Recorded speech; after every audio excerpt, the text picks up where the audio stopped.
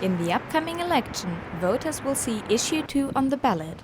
But what exactly is it? Issue 2 is an amendment to the Ohio Constitution that would ban non-citizens from voting anywhere in Ohio.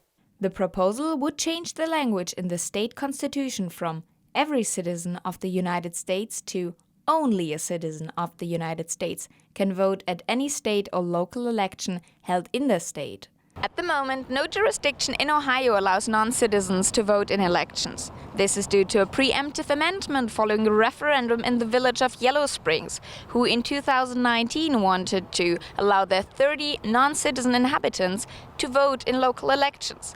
However, Secretary of State Frank LaRose argued that this would violate both federal and state law. As of 2020, 6 states have adopted the only citizens phrasing in their state constitutions. Non-US citizens are banned from voting in any election in Alabama, Arizona, Colorado, Florida, Minnesota, and North Dakota. However, New York City allows non-citizens to vote in municipal elections, and San Francisco allows non-citizens to vote in school board elections. So what arguments do supporters and opponents of the issue bring forth? Some of the main arguments from people who support Issue 2 basically come down to citizenship itself. That, citizens are the only folks who should be able to vote within a particular country. Folks that are against Issue 2, they're for several reasons. One reason is that the language would bar 17-year-olds from voting in primaries. And they also think that it's